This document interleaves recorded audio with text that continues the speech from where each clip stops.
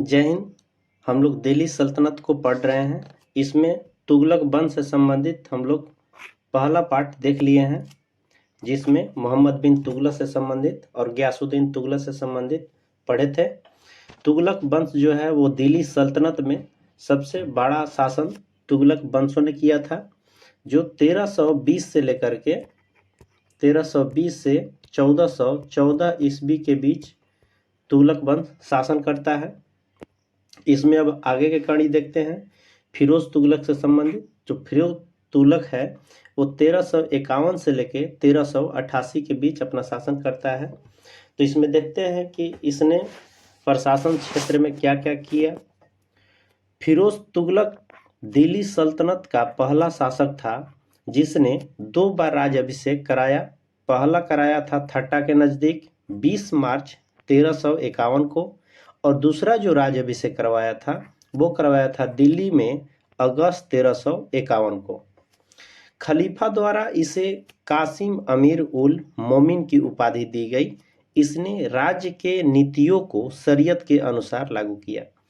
तो दिल्ली सल्तनत में ये पहला शासक है जिसका 2 बार राज्याभिषेक होता है।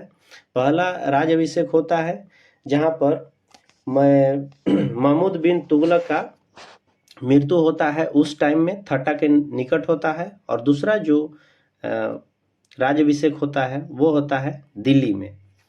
और इसने जो राज्य का शासन करना शुरू किया तो वो नीति जो लागू किया शरीयत के अनुसार लागू किया, उसके अनुसार ये चलना पसंद किया। इसने स्त्रियों को संत के मजार पर जाने से मना किया और प्रदा प्रथा को प्रोत्साहन दिया। तो स्त्रियां पहले जो संत के मजारों पर जाती थी उनको मना कर दिया कि अब वो नहीं जाएंगी, और जो प्रदा प्रथा है उसको प्रोत्साहित दिया कि अब जो महिला है वो पर्दे के अंदर रहेंगी। फिरोज ने एक सिंचाई कर हक ए सर्ब को लागू किया। तो एक नया कर भी इसने लागू किया जिसका नाम था हक ए सर्ब, और ये सिंचाई पर लागू होता था। राजस्व व्यवस्था के अंतर्गत फिरोज ने अपने शासनकाल में 24 कष्टदायक करों को समाप्त कर केवल 4 कर, खराज जो लगान होता था, खुम्स जो युद्ध में लूटा गया धन होता था, जजिया एवं जकात को वसूलने का आदेश दिया। तो फिरोज तुगलक जो है वो 24 कष्टदायक जो कर होते थे उनको हटा दिया और सिर्फ 4 कर को रखा, जिसमें खराज था, खुम्स था और जजिया जकात था। ये 4 कर को आदेश दिया वसूलने के लिए। फिरोज तुगलक ब्राह्मणों पर जजिया कर लागू करने वाला पहला मुसलमान शासक था। इससे पहले दिल्ली सल्तनत में किसी ने ब्राह्मणों पर कोई भी जजिया कर नहीं लागू किया, लेकिन जब फिरोज तुगलक के शासन आई तो ब्राह्मणों पर जजिया कर लागू किया गया। फिरोज तुगलक ने एक नया कर सिंचाई भी लगाया था जो उपज का 1/10 भाग था। तो जो सिंचाई कर होता था वो होता था जो उपज होते थे धान या चावल, उसका 1/10 भाग जो फिरोज तुगलक होता था उसको दिया जाता था। फिरोज तुगलक ने 5 बड़ी नहरों का निर्माण करवाया। फिरोज तुगलक ने 300 नए नगरों की स्थापना की। तो इसने 5 बड़े नहरों का निर्माण भी करवाया फिरोज तुगलक ने, और 300 नए नगर भी बसाए। इनमें हिसार, फिरोजाबाद, फतेहाबाद, जौनपुर, फिरोजपुर प्रमुख है। ये सब मुख्य मुख्य शहर हैं जो यहाँ पर दिया गया है, जैसे हिसार है, फिरोजाबाद है, फतेहाबाद है, जौनपुर और फिरोजपुर है। इसके शासनकाल में खिजराबाद जो टोपरा गांव है और मेरठ से अशोक के 2 स्तंभों को ला करके दिल्ली में स्थापित किया। तो जो सम्राट अशोक थे, अशोक के जो स्तंभ थे शिलालेख वाले, उनको ला करके दिल्ली में स्थापित करवाता है फिरोज तुगलक। सुल्तान फिरोज तुगलक ने अनाथ मुस्लिम महिलाओं, विधवा लड़कियों की सहायता के लिए एक नए विभाग दीवान ए खैरात की स्थापना की, और ये करता क्या है कि जो मुस्लिम महिला है, जो अनाथ है, विधवा है और लड़की है, जो असहाय है, उनको सहायता देने के लिए एक विभाग बनाता है जिसका नाम है दीवाने खैरात। सल्तनत कालीन सुल्तानों के शासनकाल में सबसे अधिक दासों की संख्या, जो करीब 1,80,000 दास रखा था, वो है फिरोज तुगलक। फिरोज तुगलक के समय में दासों की संख्या सबसे अधिक थी, 1,80,000 के करीब दासों की संख्या थी। दासों की देखभाल के लिए फिरोज तुगलक ने एक नए विभाग दीवाने बंदगान की स्थापना की, और ये दासों को देखभाल करने के लिए एक नया विभाग बनाता है जिसका नाम है दीवाने बंदगान। बंदगान का मतलब ही होता है गुलाम। तो दीवाने बंदगान नाम से एक विभाग बनाता है जो कि दासों को देखरेख करता था। इसने सैन्य पदों को वंशानुगत बना दिया। अब जो सैनिक पद होते थे उसको वंशानुगत बना दिया कि सैनिक जब उसका सेवा समाप्त होगा तो फिर उसका बेटा करेगा, फिर उसका समाप्त होगा तो फिर उसका बेटा करेगा। इस हिसाब से उसको सैनिक पद जो था उसको वंशानुगत बना दिया। फिरोज तुगलक ने वृद्धा पेंशन के लिए दीवाने इस्तेहाक की स्थापना की।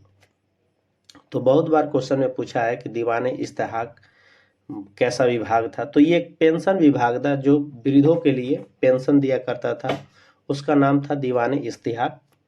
और चिकित्सा के लिए दारुल सफा की स्थापना की, और चिकित्सा व्यवस्था जो किया था उसके लिए एक दारुल सफा के स्थापना भी किया जिसमें चिकित्सा से संबंधित उसका इलाज किया जा सके पब्लिक को। इसने अपनी आत्मकथा फतुहात ए फिरोज शाही की रचना की और जियादुन बर्नी एवं शम्स ए सिराज अफीफ को अपना संरक्षण प्रदान किया। इसने ज्वालामुखी मंदिर के पुस्तकालय से लूटे 1300 ग्रंथों में से कुछ को फारसी में अपाउद्दीन द्वारा दलायते फिरोशाही के नाम से अनुवाद करवाया।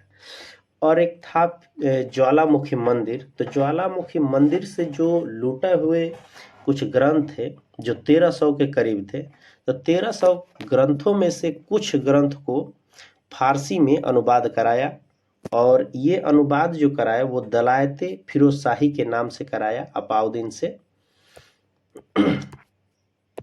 इसने चांदी एवं तांबे के मिश्रण से निर्मित सिक्के भारी संख्या में जारी करवाए, और तांबा चांदी से जो मिश्रण से सिक्के बने उसकी बहुत संख्या में जारी करवाया, जिसे आग या बीख कहा जाता था। आग या बीख के नाम से जाना जाता था, जो कि चांदी एवं तांबे के मिश्रण सिक्के हुआ करते थे।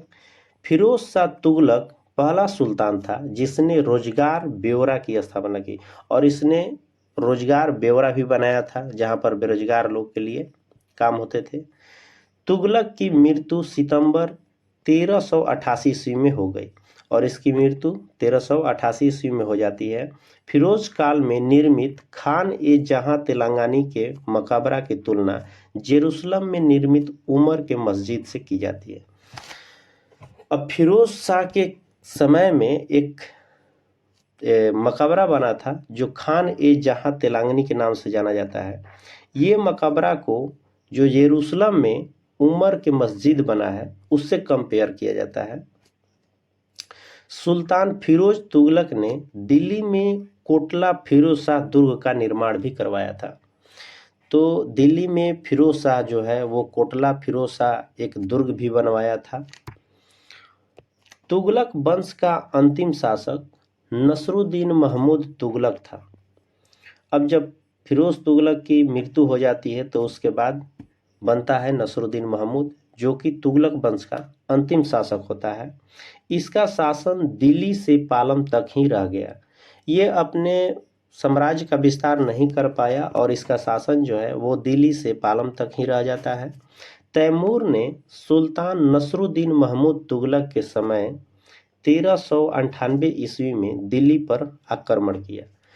अब जो तैमूर लंग था वो दिल्ली पर जब आक्रमण करता है उस समय नसरुद्दीन महमूद ही शासन कर रहा था, जो कि 1398 में तैमूर लंग भारत पर आक्रमण करता है।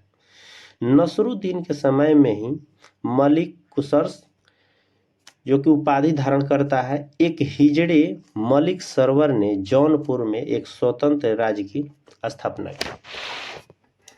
तो नसरुद्दीन के समय में एक हिजड़ा था जिसका नाम था मलिक सरवर, वो जौनपुर में एक स्वतंत्र राज्य की स्थापना करता है। तो ये था तुगलक वंश से संबंधित, जो कि पार्ट 2 था, पार्ट 2। और तुगलक वंश यहाँ से समाप्त होता है। आगे आने वाले वीडियो में अगला दिल्ली सल्तनत से जो वंश होगा उसको कवर करेंगे। Thank you.